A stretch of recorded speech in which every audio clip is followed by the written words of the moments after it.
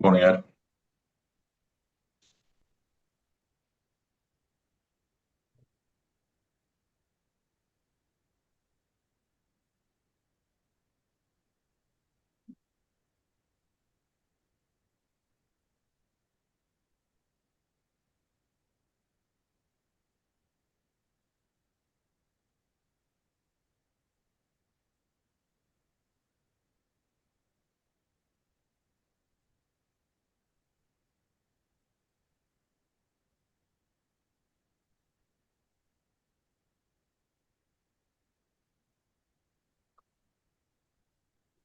Sorry, I'm muted. But if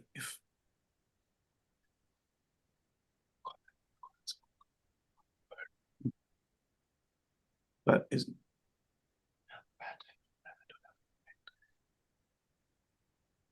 okay.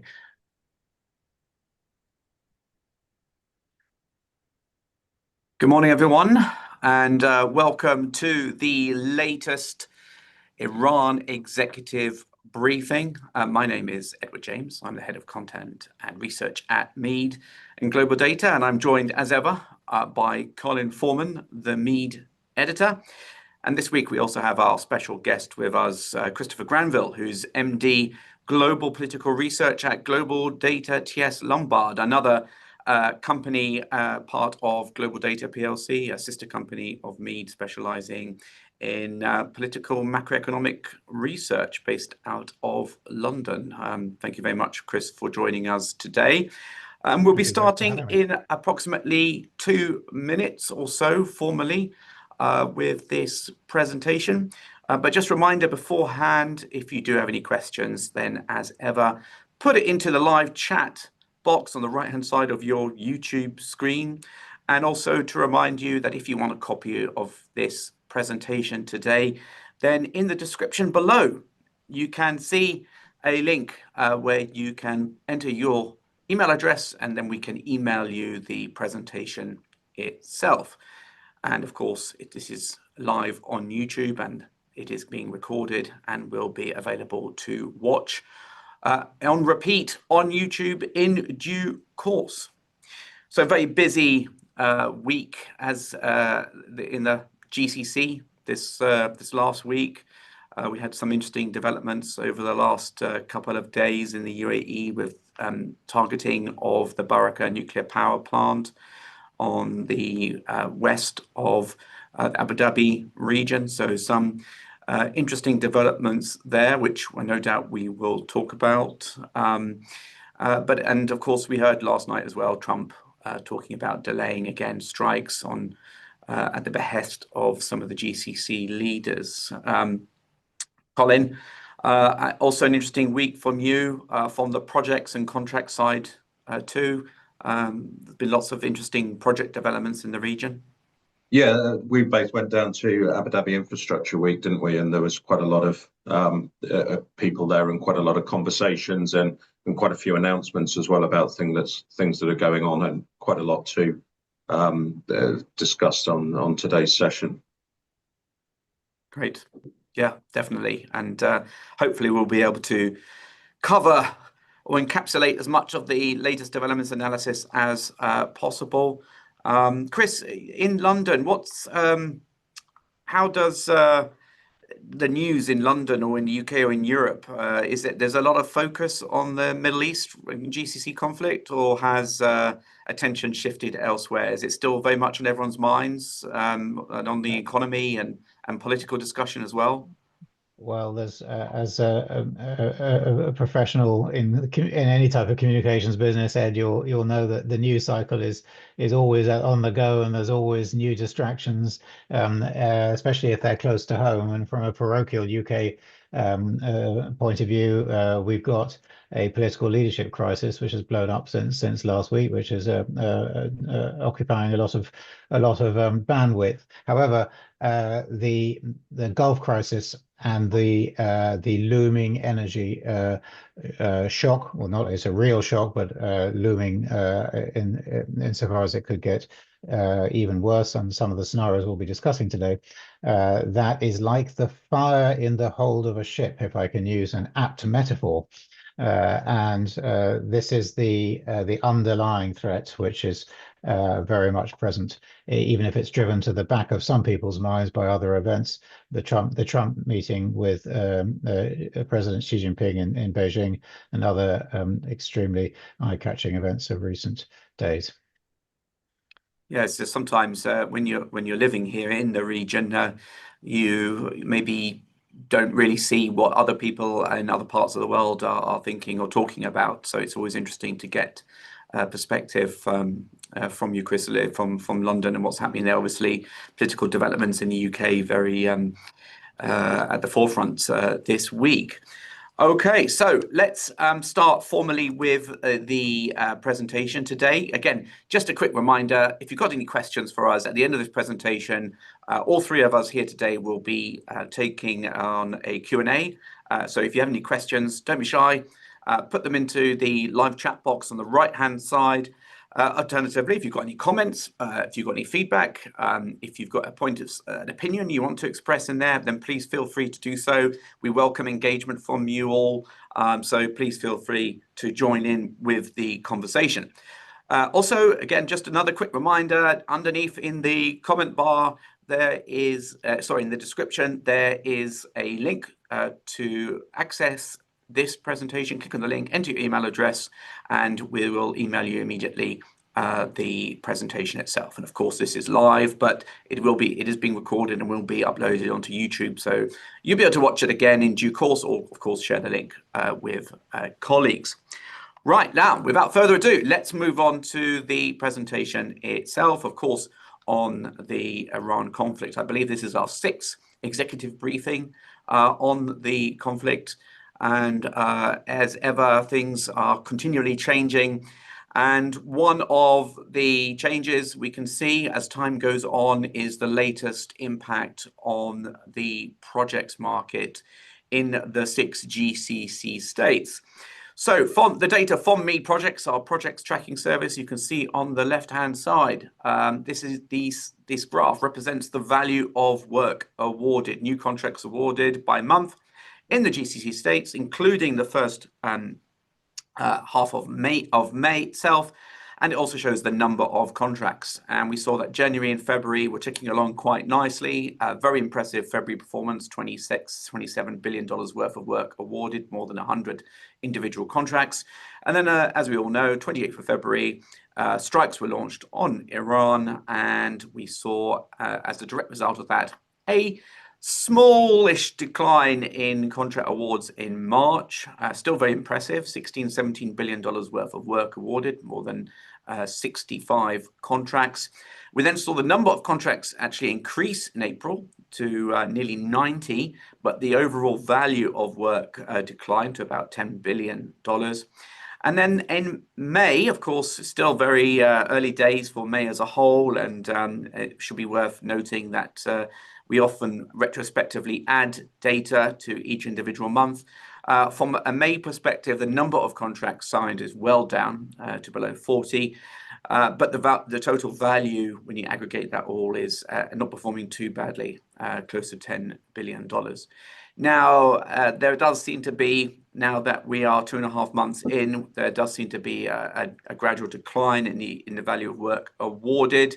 Nonetheless, depending on how you look at it, it could also be an indicator of the resilience of the projects market. Contracts are still being awarded, several dozen alone in April, and in March, and in May so far. And work on site is still progressing in most cases. So, depending on how you look at it, it could be either a half glass full or half glass empty type of picture. Now, on the right-hand side in the pie chart, you can see roughly just close to 50% of contracts awarded in the first 4.5 months of the year have been in the UAE, some $40 billion, $23 billion or 28% in Saudi Arabia, and then between 6 and 11% from Oman, Kuwait, and Qatar. So again, depending on how you look at it, the market is either performing quite well in light of the situation, or is struggling to meet last year's numbers. But whatever the case, whatever your view, work is still being awarded and work is continuing. From a country perspective, how each country is reacting to the crisis, you can see that in March, the UAE proceeded to award a very large number of contracts, more than $12 billion, but has slipped back in April and in May so far. On the other hand, Saudi Arabia had a fairly anemic March, but has powered ahead in April and May compared certainly to the February and March figures. And I think that is basically in line with what we are hearing about Saudi Arabia being more insulated or immune to the crisis. Obviously, much larger geography. Riyadh and Jeddah are much further away from the conflict, and work there continues pace. So it does appear that Saudi Arabia is weathering the storm a bit better than maybe some of the other GCC states. So we've got two poll questions for you today. This is the first one. If you can please answer it. This is a poll question I have asked 3 times before, and the reason I'm asking it again is to see if there has been any change, how the change is or time is impacting people's perspective of this. So if you can just please answer that. So the question is, how badly to date has your company been impacted by the Iran conflict, if at all? It hasn't impacted us and it won't. It hasn't impacted us yet, but it will. Quite badly, very badly.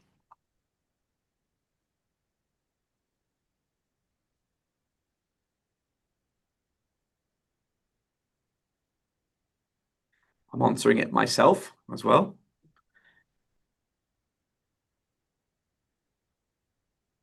So as the results come in, we'll have a better picture. So, we got almost a tie between it hasn't impacted us, but it will, and quite badly. Oh no, it hasn't impacted us, but it will, is moving ahead a little. So far we have 8%. It hasn't impacted us and it won't. Good for everyone who's answered that. That's very positive. 43% say it hasn't impacted us, but it will. 40% say you've been impacted quite badly, and 8% say you have been impacted very badly. All right, now let's see how that compares to the previous same question asked in previous webinars. So at the beginning of the conflict, or rather in the first month of the conflict, on the 31st of March, we had 63% of respondents say that they haven't been impacted, but they expect it will. That number dropped to 45% in the 16th of April and 41% on the 6th of May. And now that number is fairly steady at about 42% today on the 19th of May. So we've reached stability on that one. Now, in terms of quite badly, 24% on March the 31st, 35% on 16th of April, 35% on the 6th of May, and we now have it at 40%. So that number has gone up.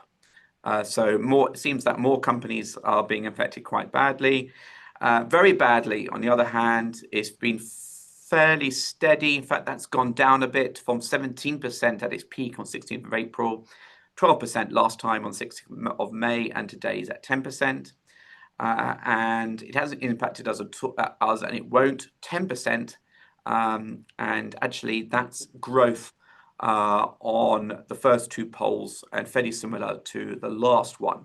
So we're seeing a little bit of stabilization in those results, some improvements in some areas, and some slight deterioration in a couple of others. Which now lets us move on to the second poll question, which is a new one, a new question. Have you seen a slowdown in new business? Yes, there's been a major slowdown. 2, yes, there's been a minor slowdown. 4, nothing has changed. 5, we've actually seen an increase in new business. Let's see what you say.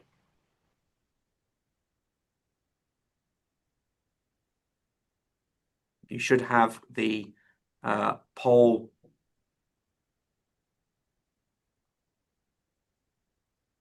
You should be able to see the poll on your chat box.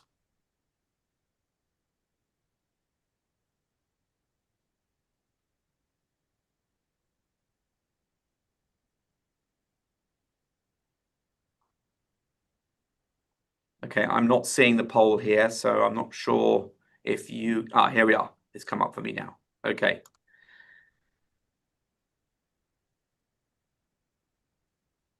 So, okay, it's slightly formatted badly. Yes, we've seen a...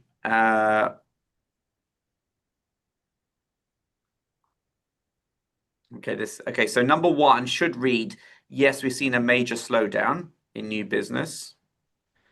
2, yes, we've seen a minor slowdown. 3, nothing has changed. And 4, we saw an increase. If you can just match the questions, please, in the poll there. And then we'll see the results.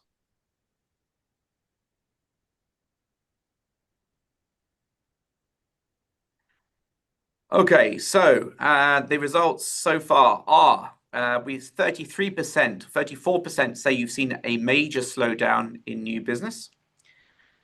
38% say you've seen a minor slowdown.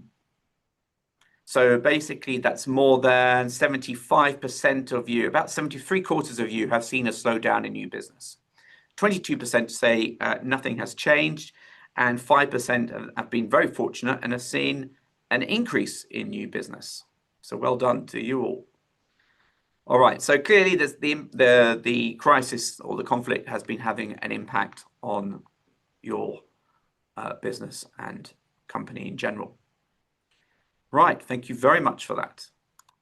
Okay, I'm now going to hand over to Colin, the MEED editor. Thank you very much for joining us today, Colin. You'll be giving us an overview of some of the recent developments that have been happening in the region since the last briefing 2 weeks ago. Over to you. Yeah, thank you, Ed. And I think a couple of things just to refer to your previous slides. I think that slide showing that the Saudi market is showing a bit more resilience is really something to watch for the coming months. And just to add to that, I think some of the fundamentals in Saudi Arabia, such as local housing and religious tourism, will prove to be more resilient. And then I think the other factor there that's interesting is that the Saudi market had been in a little bit of a pause as we were coming into the conflict. So it was coming in from a lower base than, say, the UAE. So I think that's a key trend to watch for the rest of this year. And linking into that, I think the other thing that you highlighted was that the number of awards has dropped a little bit, but the values stayed steady. And one of the things that's coming up in a lot of conversations that I'm having is that there's an expectation that the public sector is going to take a much stronger and proactive role in the projects market going forward. And that's something that you're starting to see coming through in some of the data that's coming through. So the Central Bank of the UAE released some data just on money supply and what's happening in the banking system. And there's been a significant decline in private sector numbers, but the public sector, including government-related entities, has sort of prevented that from being an overall decline. So what we are seeing is that the public sector taking quite a strong lead in the economy, which I think is something that we would have expected at the start of the conflict. Normally in these situations, the state has to step in. And we did see that in March with the central bank coming in with a stimulus package. There's been other on an emirate level, some sort of relief given certainly by Dubai to sectors such as the tourism sector to try and support them. So we're seeing the public sector taking quite a strong lead. And I think that's something that the projects market and the people engaged in projects are expecting to see as a trend going forward. And some of the announcements that we've seen in terms of metros, some of the awards on things like airports. Yesterday, there was a big announcement of a contract award for a major maintenance hangar for Emirates, which is obviously a government-related entity. We're seeing that sort of trend coming through now. We move to the next slide. Yeah, and just before I do, Colin, I just a comment from one of the listeners today saying he said he agrees with you. The Saudi market is what's keeping us profitable in this period. So that's an interesting comment. And if you do have any other comments, please put them in. So yeah, I mean, not referring to this conflict, but one thing I've been told for years by people that have had a long time people working in the region, I've always said, if you look at the fundamentals, that's where the long-term trends go, and certainly. There's been a lot of bluster over the last, say, 5, 6, 7, 8 years in Saudi Arabia with some of the giga projects and some of the other major projects that have been launched. And, a lot of us have been scratching our heads to really understand the rationale of some of them. But underneath all of that, there's some incredibly strong fundamentals in Saudi Arabia in terms of population growth and some of the infrastructure requirements that go with that. So I think that's something that's really important, probably more important today than it was maybe 2, 3 years ago. 100% agree. Next slide. One other thing we've seen on the sort of the project side and the operation side of things is repair work and the completion of repair work and the restarting of facilities in the oil and gas sector. We spent quite a few weeks reporting on various strikes that had targeted oil and gas production facilities, as well as some important industrial plants. And we're now starting to see some things returning to production and being repaired. So there's a couple of examples there just in the last few days in Bahrain and in Iraq, which are being repaired. Some of the other facilities, from what reports are saying, have more substantial damage and will take longer to be repaired. But obviously the economic impact of some of these facilities is absolutely massive. Oil production and some of the industrial things such as aluminium plants are key drivers for GDP. So they're facilities and assets that will be repaired as quickly as possible. And we're starting to see that trend starting now. Next slide.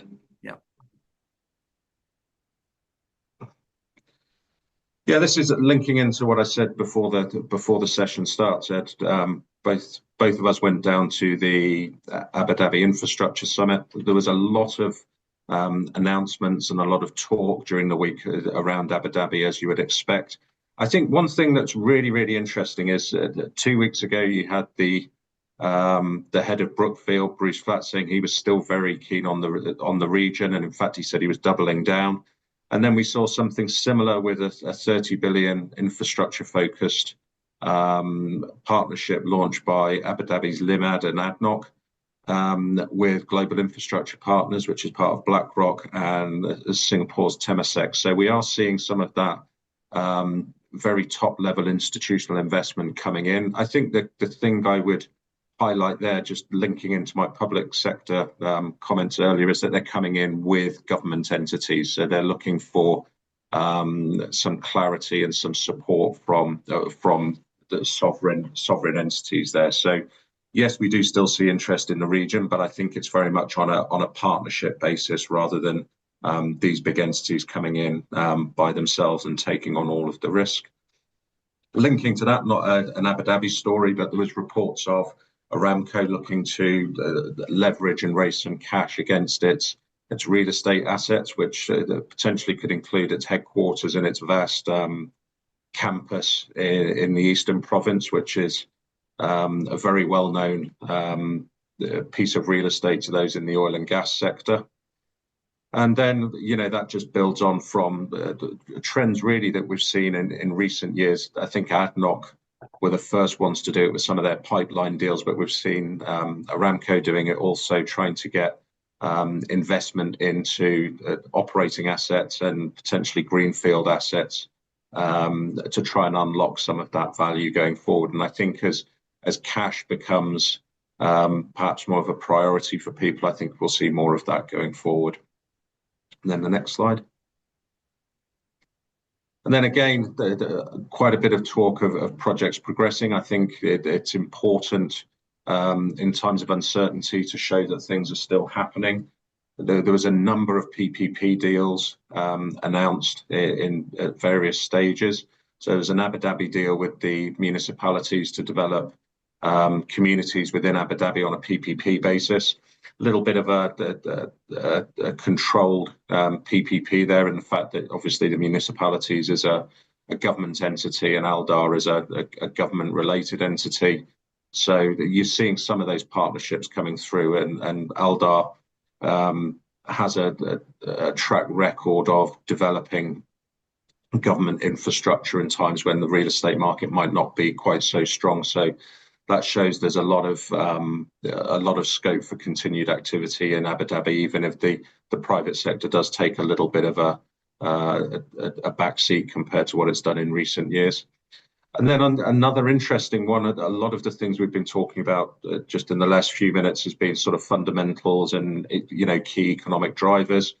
A project that perhaps looks a little bit ambitious and fanciful, but is very much tied into Abu Dhabi's drive to become an important tourism hub, is the Sphere project. And there was an announcement of where the Sphere will be located on Yas Island, and that links into the Disney project, which was formally announced last year as well. So we're seeing there's still strong backing of development projects, which, as we sit right now in the midst of a conflict, might seem a little bit fanciful, but Abu Dhabi still remains firmly committed to delivering them and making sure that the tourism sector continues to thrive in the future.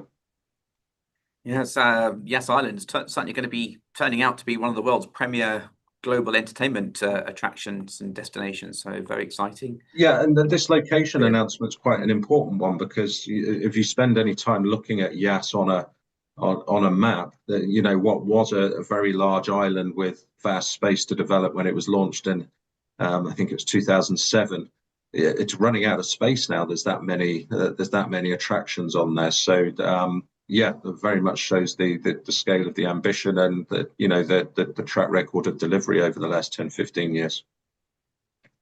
Okay, so that's the project story there from Colin, from a regional perspective. And now we're going to go over to Chris Granville from TS Lombard, who will be giving us a global macroeconomic perspective on what's happening. So, Chris, over to you.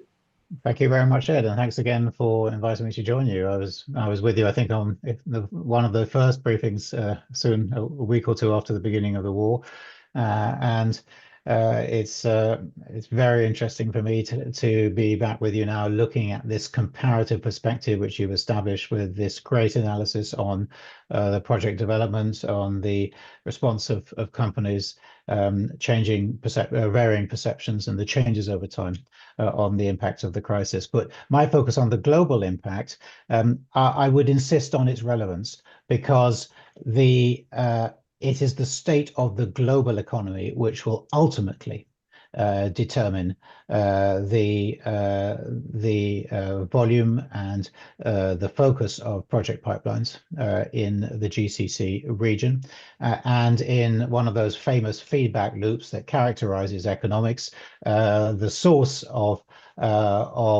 weakness in the global macroeconomy comes from the crisis in the region, as everyone around the world clearly understands now, the impact of the energy shock from the interruption of usual shipping flows and supply chains out of the Gulf to the world economy. And I'll have more to say on that.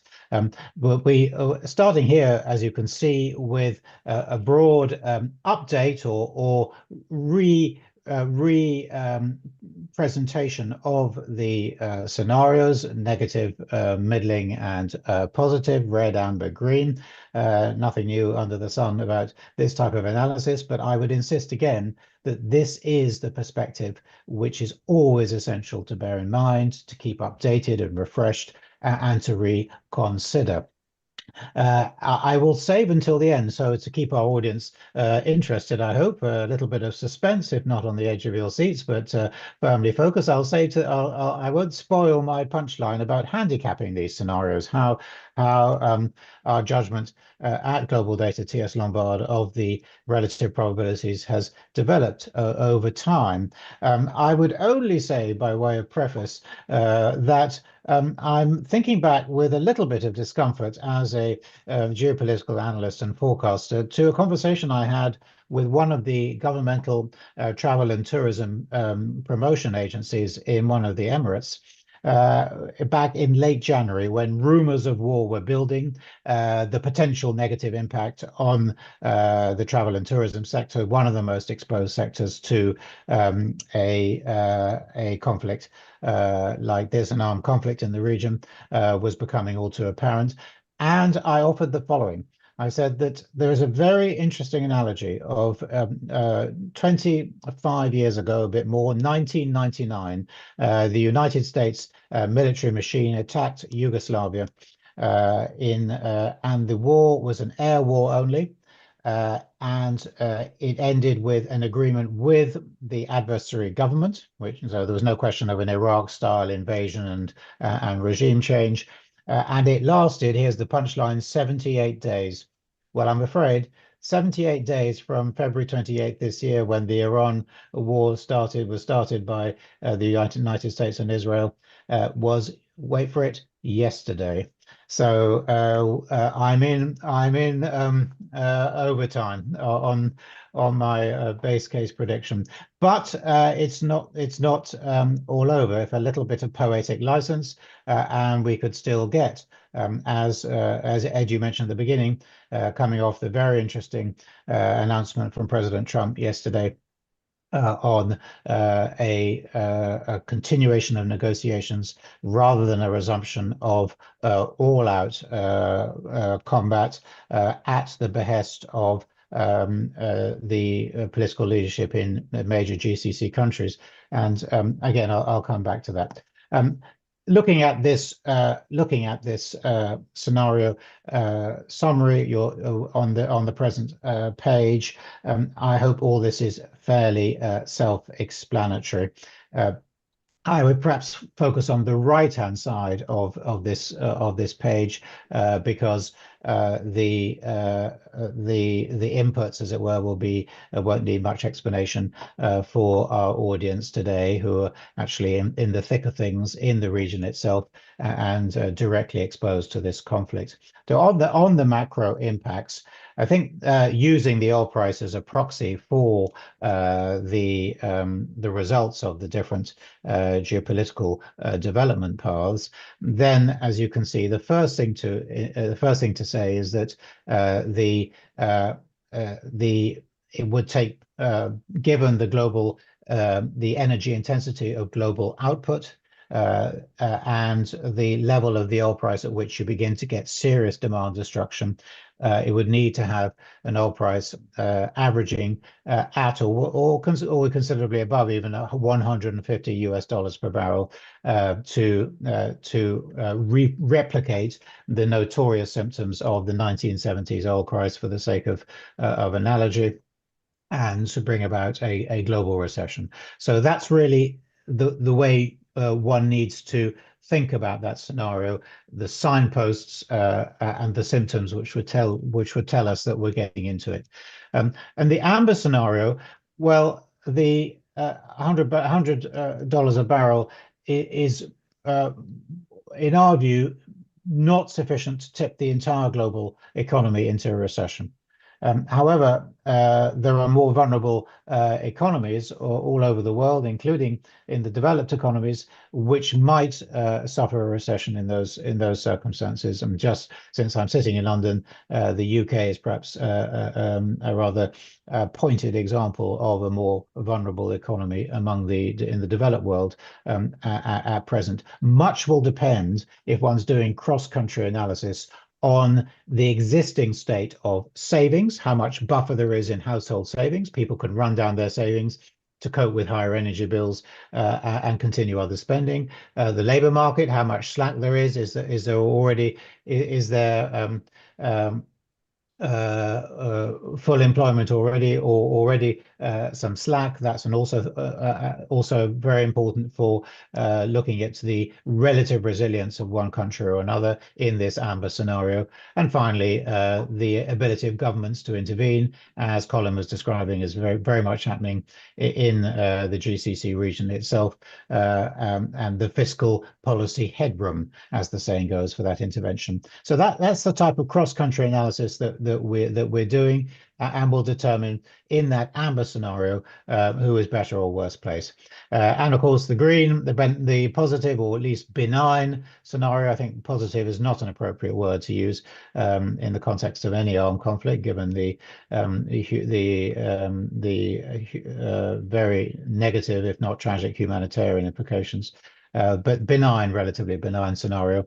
Well, then, before this all started in late February, we had been forecasting a notable pickup in the pace of global economic growth, giving a very strong tailwind to all the topics that you cover on the ground in the GCC region. And that would resume, not in the flick of a switch, because it would take a few months for logistics to recalibrate, for supply chains to be rehabilitated, but over 1, 2, or maximum 3 quarters of a soft patch, that reacceleration of the global economy would begin again. So I think if I can move on from there, I'm going to, for a very few minutes, just sketch out the red, amber, and green in that order. And the red scenario is shown on the left-hand chart here in this stylized version of the oil price, simply a chart replicating what you saw on the previous slide of the negative case, and the very familiar map of the region, just as a reminder of the choke points being not only the Strait of Hormuz itself, but the vulnerability of points just outside the strait, including the UAE's terminal on the Gulf of Oman at Fujairah, which is close to the conflict zone and has suffered, as we all know, and not forgetting the Red Sea itself, which is an escape route, which also could be subject to conflict-related disruption, either from the original conflict or from a resumption of the activities of militia forces in Yemen, which was seen after the beginning of the Israel-Hamas war in 2023. Just if the next slide, just if we can go on to that, just elaborate somewhat on the negative scenario. What I've done here is I've just shown a piece of analysis from mid-April, very much in the spirit of our webinar today, just comparing how things have developed over the weeks of this conflict. So this is an analysis from one of the leading global energy consultants, Kepler, onto which I've overlaid our own interpretation of the various points, the points which are covered in this chart. I mean, well, the worst energy supply shock ever. That's a quote from the International Energy Agency, the Paris-based agency, which was set up in response to the great oil and energy crisis of the 1970s by the main oil-consuming countries. And the IEA says this is the worst ever. Why? Because, well, you can see the punchline on the right of this chart, that after all the loss of crude oil supply coming out of the Gulf in the left-hand column, all the various buffers are simply being exhausted. Inventories and refineries around the world being drained down, strategic petroleum reserve releases by major governments around the world, that's perhaps 2 million barrels a day, that can only go until July. Floating storage, pretty well exhausted. Everything that was already afloat at the start of the war is now being delivered. So depending what you look at it, there was an excess of supply in the global oil market before the war, so a little bit of buffer there. But the IEA's latest shortfall estimate is 6 million barrels a day. That is something which is going to be, if it's not addressed, very material. If we go on, I'll culminate on the red zone shock here. That this is like a COVID-style shock, a sudden stop In the case of COVID, it was a sudden stop to demand mandated by governments for the sake of public health. In this crisis, it would be a sudden stop of supply, 6 million barrels a day, which would cause outright outages and force governments to mandate in various ways a reduction of supply, as of course has been observed already in some smaller and poorer countries, in particular in Asia. As everyone knows, the most exposed region to the disruption of supply chains originating from the Gulf. And including, I said, small countries, including very large country, India, which has had to take some such measures.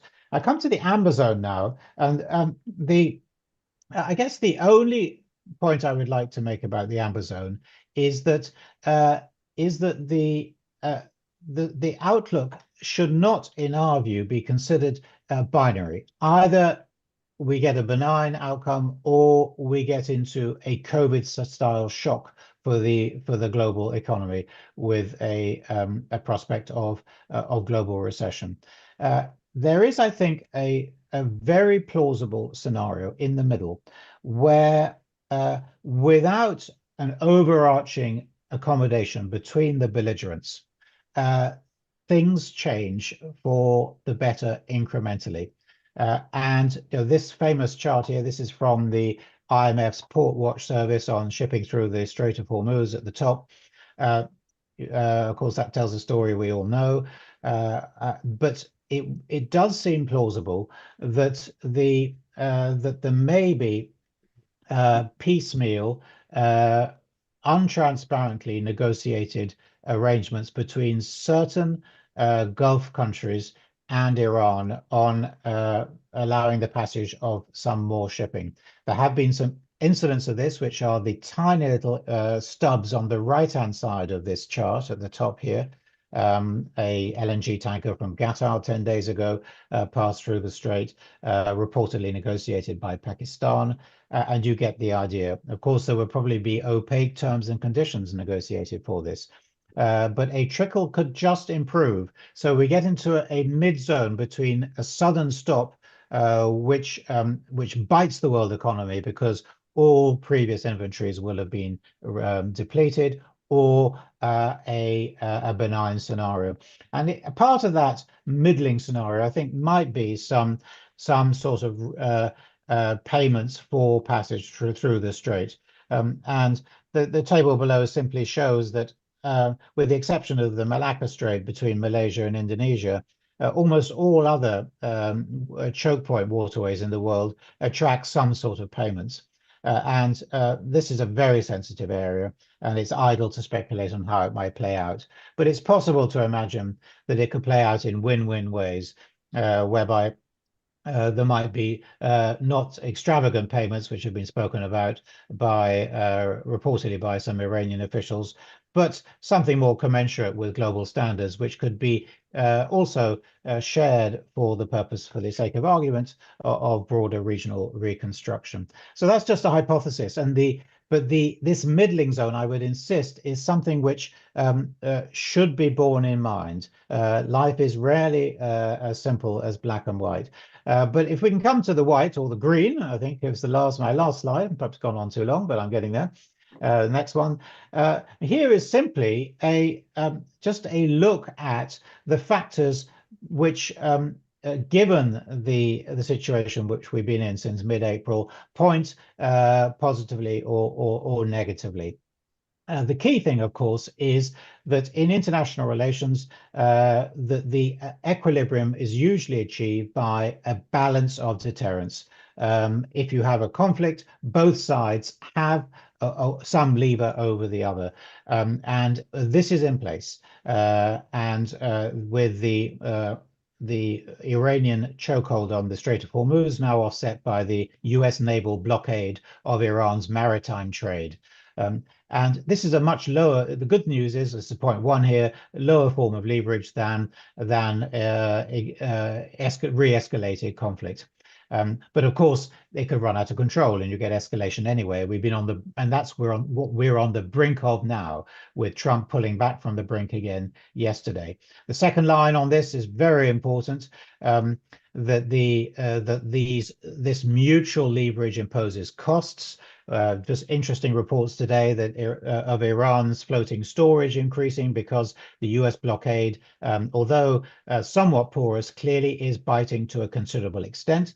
And this threatens a shutdown for Iran's oil production if all floating and onshore storage capabilities are full up, which some consensus seems to exist at this point is not too far distant. But at the same time, for the global economy, the costs are very high as well as depletion levels reach critical points in, for example, global refining in the coming weeks, if not at most months. But the risk here is that the pain may not bite at the same time with sufficient strength to force the parties to compromise. The asymmetric pain point deadline. But the pain is very clear. At the US forecourts, the gasoline costs $4, more than $4 a gallon. And I just mentioned the pressure on Iran is clearly palpable and would affect well-being there over and above any conflict risk. So the win-win deal I mentioned, the insurmountable differences. Well, here we come to my handicap. I think that the scenario of what seems to be insurmountable problems about Iran's nuclear energy program, its stockpile of enriched uranium, are likely to, in any imaginable accommodation, to be shifted to a longer-term negotiating track.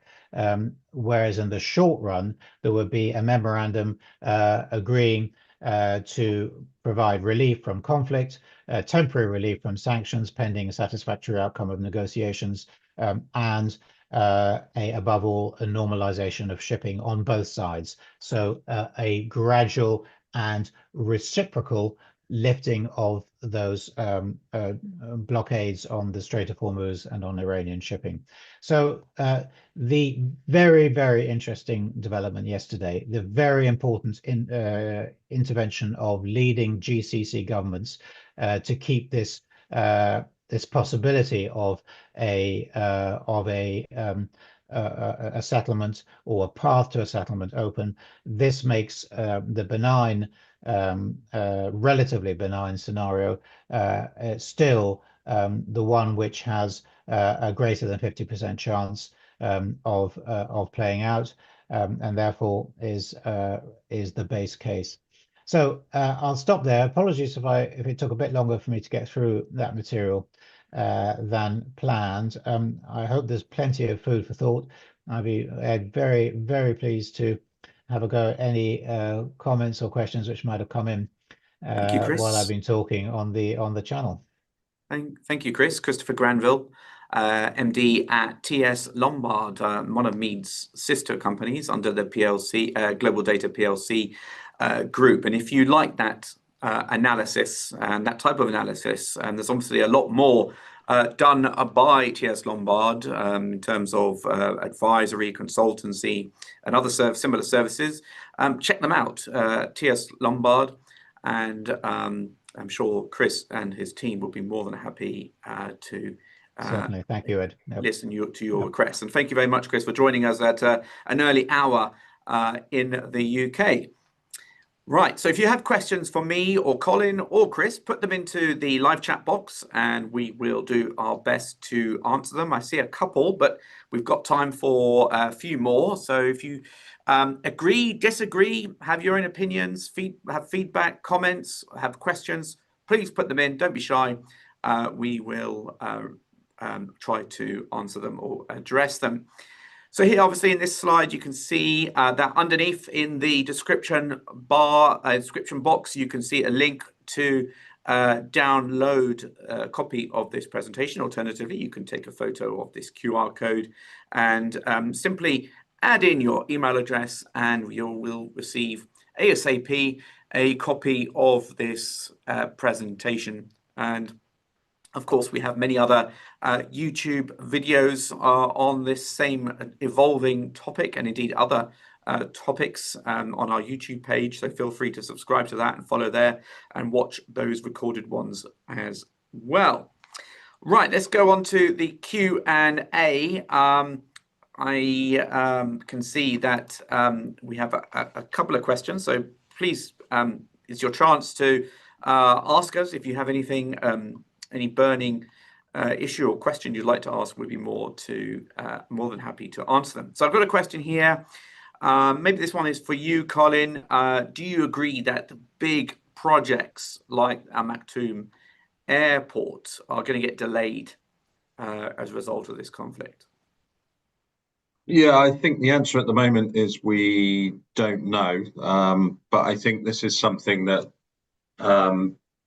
we need to watch very closely. What we've seen previously in economic downturns is that there's a great intent to continue with projects and keep everything going. And then as the economic and fiscal conditions become a bit more difficult, spending does slow down and projects do not necessarily grind to a halt, but do slow down. I think that the thing that's interesting about this conflict is that I think the psychology of the downturn is very, very different. So in previous situations, you've had governments that are trying to rein in spending. They want to remain fiscally conservative and don't want to waste money. I think what you see this time around is governments determined not to let the conflict derail their economic ambitions. And I think the willingness to dip into some of their financial reserves to keep the economy going and make sure that they don't emerge from the conflict as negatively as possible is something that's going to be very important. So I think there's, in some ways, there could be similarities to the past, but I think that the sort of the psychology of it is very different to what we've seen previously. So I'm fairly optimistic that these projects are going to continue a lot better than they may have done in previous downturns. Yeah, thank you. Yes, I completely agree. And well, we will know soon enough, won't we? Could I just add a thought on that, Ed, from Please, what Colin was just saying, that what Colin describes is very orthodox in economic speaking. In the jargon of economists, that's called counter-cyclical policy, where you use policy, in this case fiscal policy, to correct for whatever the cycle is doing, which is a negative thing, clearly related to the Iran conflict. So that's orthodox, and I would say that the logical focus would be on projects which have a very tangible return. So, for example, infrastructure which helps to reduce the impact of supply chain impairment. For example, new transport routes which get around the well-known choke points. So clearly the return is absolutely concrete, and so that would just be my kind of from 30,000 feet distance from you on the ground would be my economic comment on that. Yeah, Chris, that's a really good point. I think the thing that also brings in that counter-cyclical nature. One thing that we've seen in previous downturns, particularly the oil and gas companies, is that counter-cyclical spending, and the theory on that is that you get lower EPC prices, so you can deliver your projects more cheaply when there's a downturn. The thing that's slightly uncomfortable at the moment is obviously we've got an inflationary environment with transportation disrupted, commodity prices sitting quite high. But speaking to people at the moment, there's an expectation that if the conflict gets resolved and there is a bit of a recession, that you will see pricing soften in the sort of medium to slightly longer term. So you could see that counter-cyclical spending encouraged by lower pricing as well. Okay. Yes, interesting, but interesting points from both of you there. A question for you, Chris. Actually, something that Colin and I were speaking about off camera earlier this morning.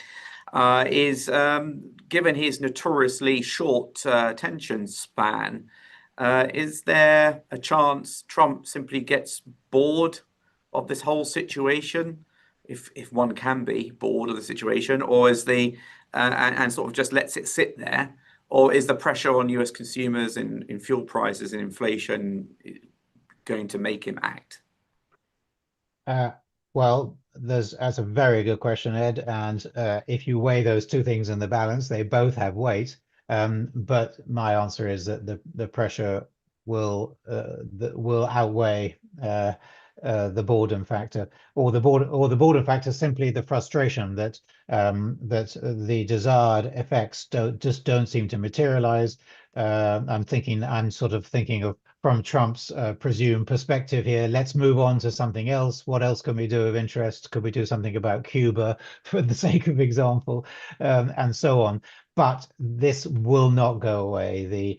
Even if financial markets are booming, especially equity markets, not bond markets, but because they're worried about inflation, but equity markets, yes. And there's plenty of opportunities for everyone to make money, perhaps including some folk close to President Trump himself.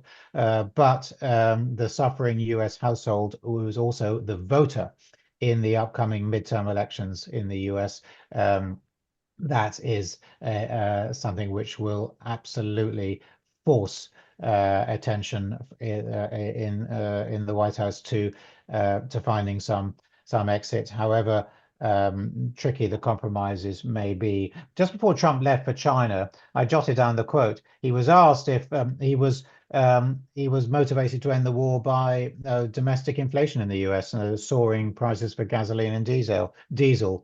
And he absolutely denied it. I'm not thinking about that at all. I don't think about anybody's financial situation. I'm just focused on Iran and nuclear weapons.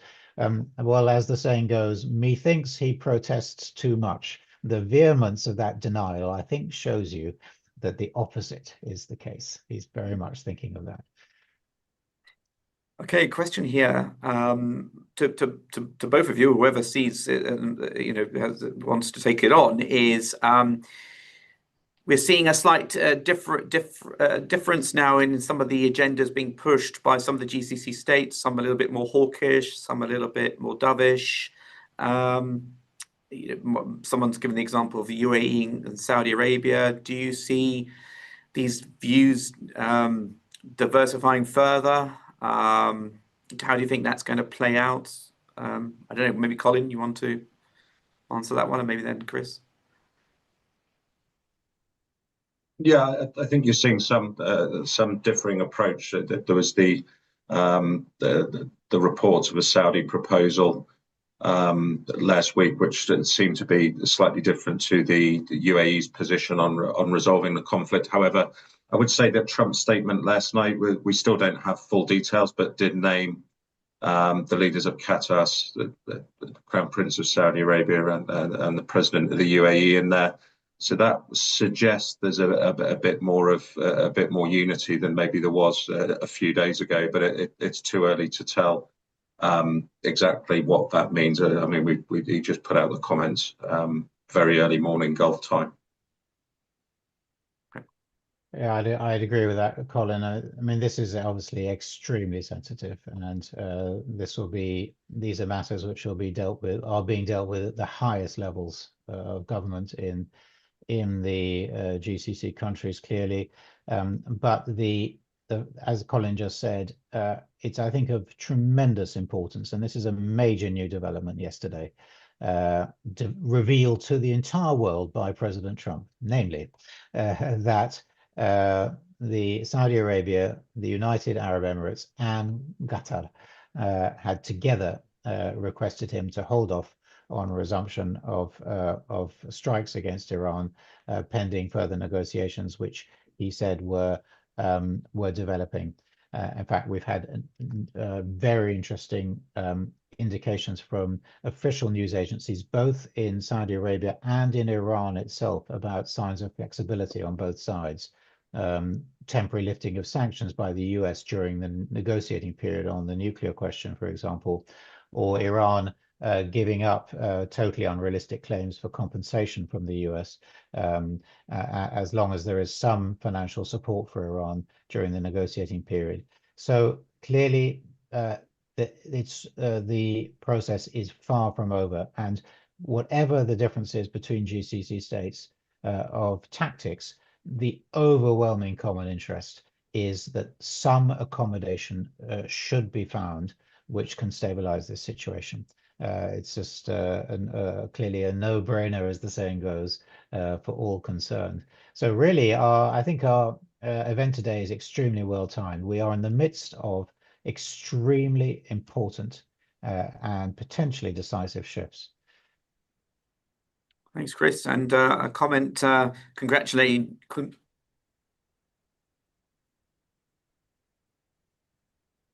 A comment, Chris, here on congratulating you on your quotation of Shakespeare. I guess that's the doth protest too much. So methinks he protests too much. yes. Well, that's very odd.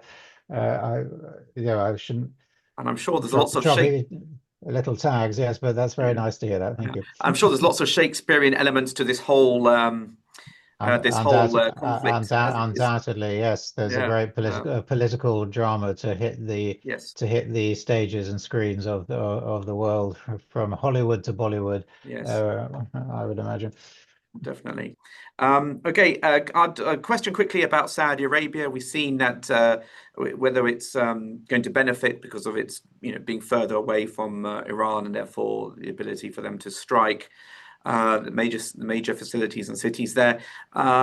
We did see some increases in project activity in April and May in Saudi. It's doing better now than the UAE, and it does seem from the major habitation areas being hit seems to have sort of emerged a little less scathed than, or a little bit more unscathed than some of the other its neighbours in the GCC. And of course, it has at the end of the day has a bigger economy, and maybe a little bit of better resilience overall to being able to withstand some of these strikes. So it's possible that Saudi Arabia is able to sort of emerge from this a little bit and better off than some of its neighbours. But of course, time will tell. And then we've got a final question here about plans to involve Syria in energy workarounds of the Strait of Hormuz. I assume that is in relation to potential export pipeline plans through Iraq into Syria and then into the Mediterranean. Long discussed export plans there. Also, of course, Iraq has been talking about the Basra Haditha pipeline through into Jordan and to Aqaba for quite a few years, and says it's now proceeding with that. And we've seen the news this week about the East-West pipeline in Abu Dhabi accelerating. This is the additional pipeline which was awarded last year to essentially increase export capacity through Fujairah. And no doubt we'll see other projects emerge from this as the GCC states seek to find alternative export options. Of course, Kuwait, Qatar, Bahrain, and to a lesser extent Iraq have no alternatives other than exporting via the Strait of Hormuz. So no doubt over time we'll see them looking at solutions. One of the other short-term impacts we've seen is an acceleration in the GCC railway. We saw that last week that MEED announced or wrote about the conceptual design tender being issued out by the Saudi Arabian Railways company for the GCC railway along in its territories, which is the major component. So that also seems to be accelerating as a result of this. So that, as ever with situations like this, opportunities are emerging that may not have existed before. Okay, so I think we've run out of time. A big thank you for joining us today and your questions and comments. I hope you found it valuable and useful. Also, a big thank you to Christopher Granville from TS Lombard, our special guest today, for joining us and for that excellent geopolitical macroeconomic insight into the situation. Let's see, Chris, how your predictions play out and how those scenarios play out. Thank you very much for your time this morning, and we look forward to having you again, hopefully in due course, hopefully talking about the consequences of the end of the conflict rather than it still continuing. So thank you very much for that. Thank you. And also to Colin, of course, the MEED editor, as ever, giving us his expert insight on the situation here within the Gulf and the construction market. So again, thank you all very much for joining us today. We hope you found it valuable. We wish you in advance a very, very big Eid Mubarak and a peaceful and safe holiday over the next week and 10 days, and we'll be joining you again next month, where I'll be giving a presentation on the Iraq projects market. Thank you again, and for now, goodbye. Bye.